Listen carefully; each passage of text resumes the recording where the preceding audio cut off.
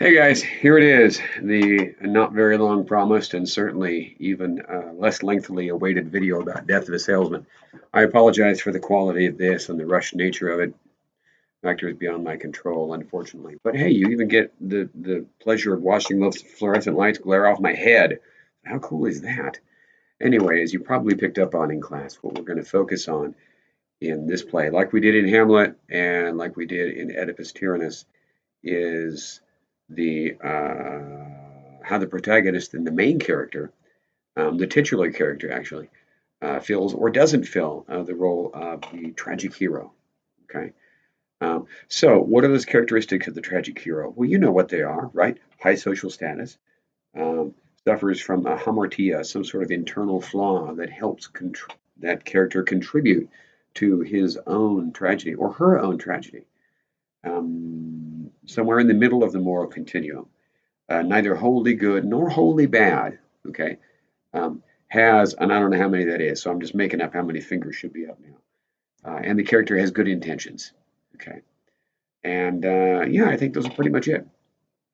So, um, obviously, a big difference between the main character of Death of the Salesman and of Hamlet and Oedipus Tyrannus is that Willie is not of high social status. It's even in the play, Death of a Salesman.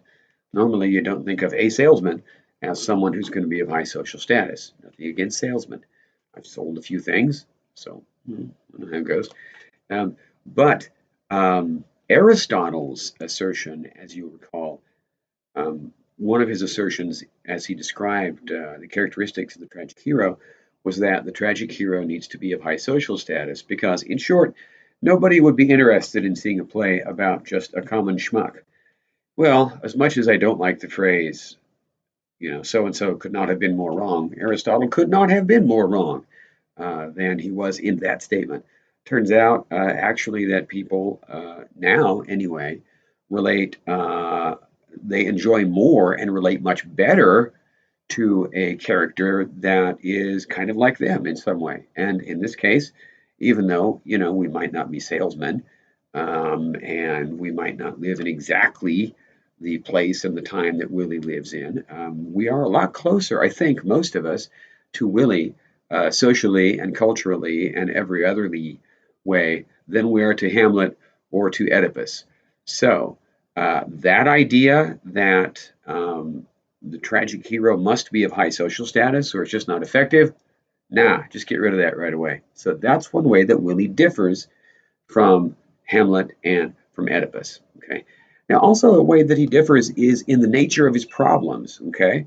I mean, right? Oedipus is out to save his city, to save everybody. Okay. Hamlet is trying to avenge his father's death, and in so doing, Hamlet places his whole kingdom in jeopardy. Willie's problems are not as widespread; they are smaller than those in scope because Willie's problems are confined to Willie and to his family.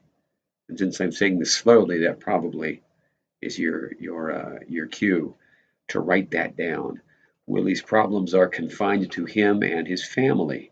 They are smaller in scope, but I would argue they are just as great in intensity as those of Hamlet's and Oedipus's.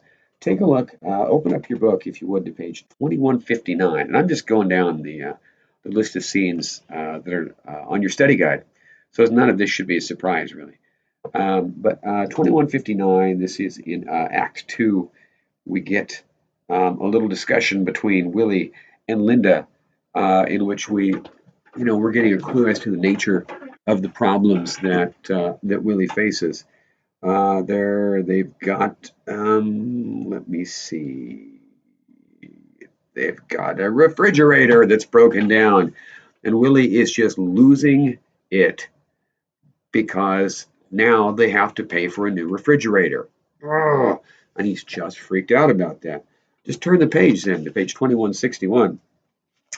And let me see. What in the world else is going on here? Um, hmm, hang on. Okay, yeah, page 2161 through 2165.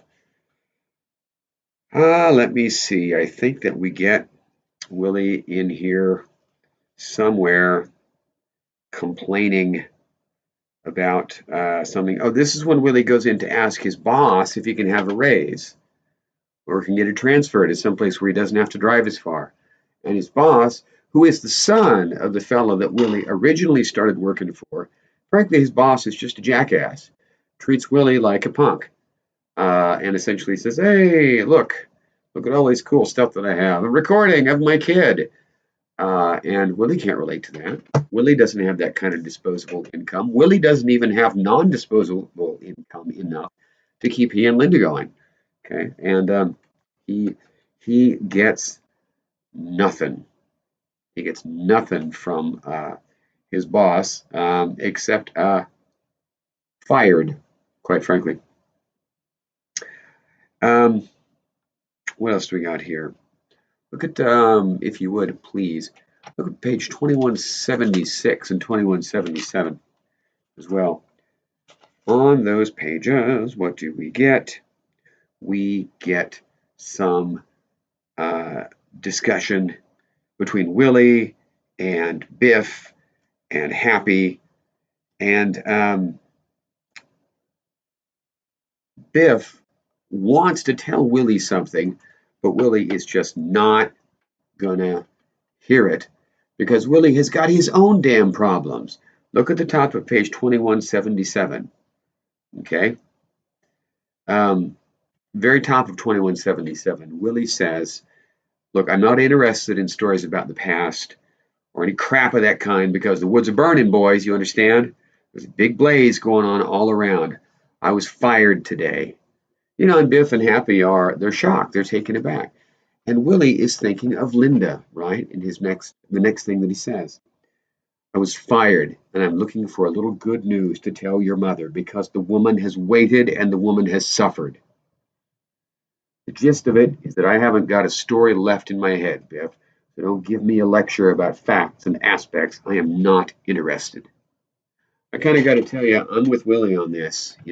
Biff, your sort of moral upper hand can wait for a while. Okay, what else we got going on here? So clearly, Willie is potentially a tragic hero. Biff also might be considered potentially a tragic hero, right?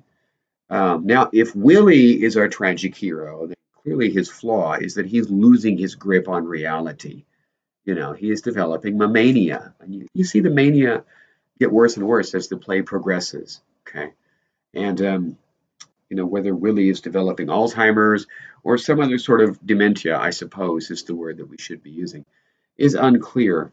Alzheimer's, historical fact, was not routinely diagnosed until, oh, geez, the 1990s, actually. So this would have been well before that. And yeah, earlier in the play, right, Willie is complaining about the car because the car is breaking down. You can't afford to get it fixed. And there's always talk of, well, let's borrow a little from here and borrow a little from there. Linda always trying to support him and be a glass half full kind of person. But the reality, I'm going to quote Willie, the woods are burning, boys. Big blaze going on all around. It's working its way in. We're next. Anyway, yeah, so Willie could be the tragic hero. Um, he has good intentions, right? He wants to provide for Linda. He wants to provide for his sons. He's in the middle of the moral continuum. He's not completely good, but he's also not evil, right? Um, he's got a bit of a flaw, okay? And besides the dementia that is developing, he's kind of a jackass. Well, he's an ass, okay? He's not an ass on the level of Hamlet, for example, or of Oedipus.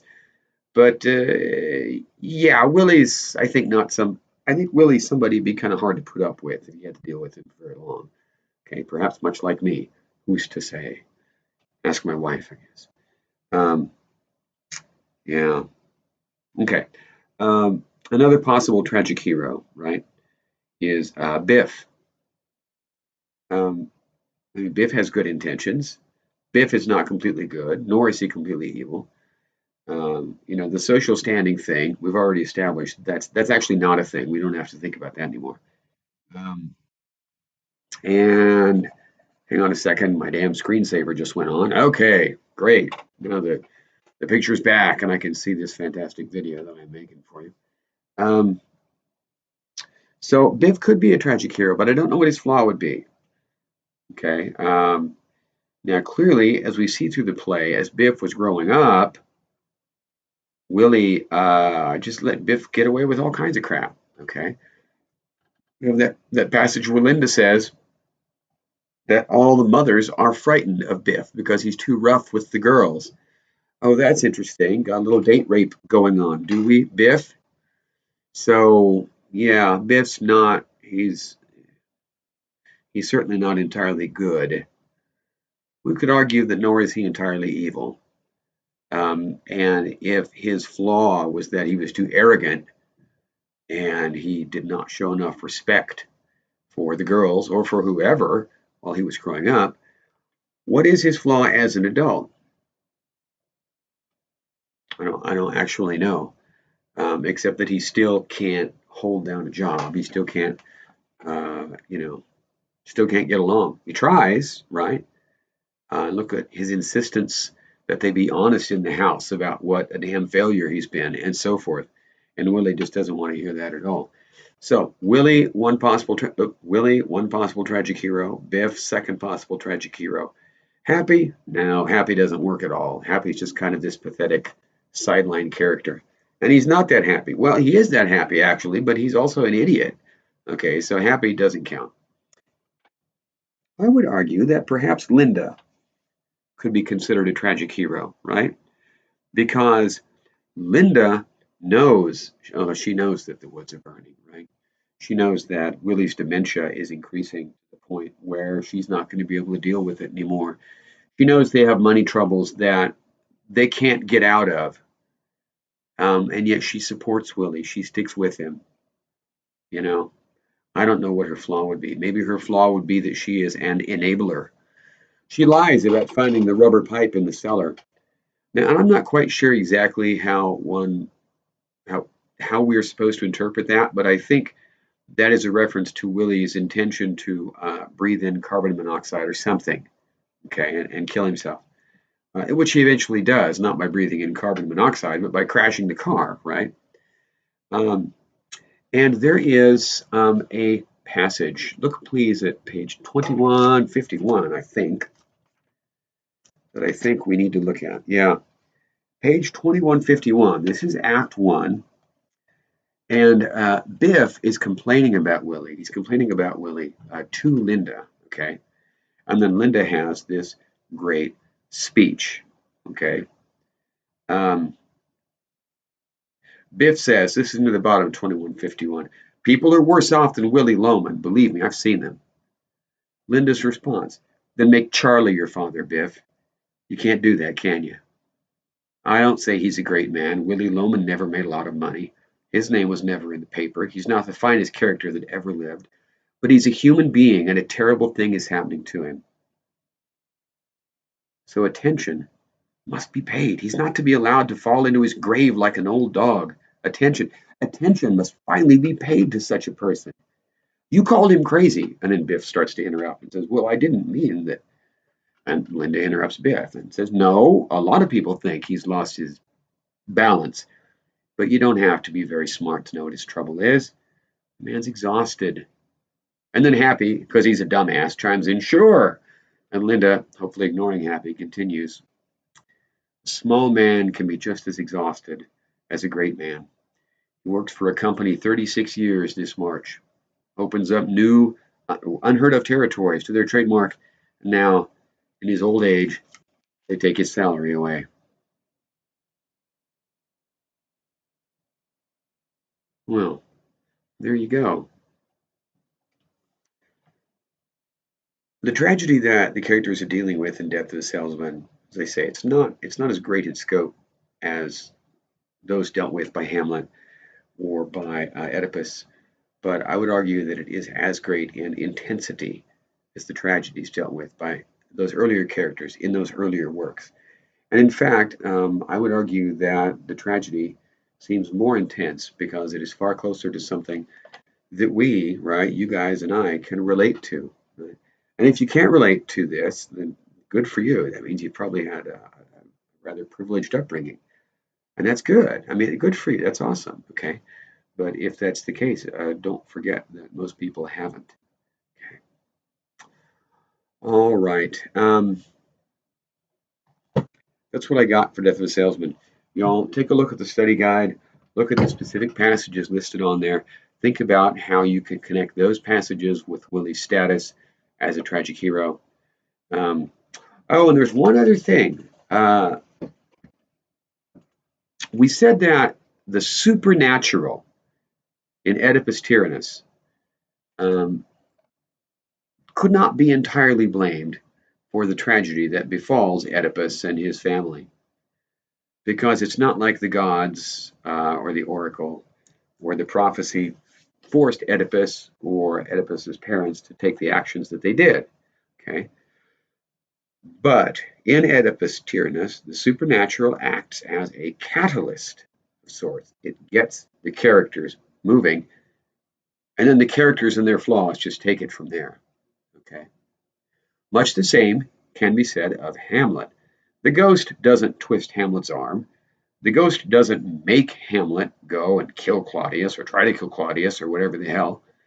Um, the ghost prompts Hamlet to take action, and Hamlet's own dislike for Claudius and Hamlet's own ego take it from there. Okay, and we have an analog or an equivalent of the supernatural in Death of the Salesman as well. Okay, there's not a prophecy. Cleaning my glasses. There's not an oracle. There's not a ghost. But there are Willie's delusions, right? His delusions of his older brother, Ben, right? I walked into the jungle at 19 and walked out at 21, rich. Well, who knows if that ever actually can happen, right? We don't know, but that's what Willie imagines. He's sort of driven by feeling like he has to live up to the standard that he imagines his brother set for him. And those delusions sort of prompt Willie's behavior and his attitudes and stuff in a lot of ways. So the supernatural in Oedipus is the prophecies. The supernatural in Hamlet is the ghost. The supernatural in Death of a Salesman isn't really supernatural, but it is something that doesn't actually exist physically, right? It's Willie's memories and his delusions of Ben. Okay.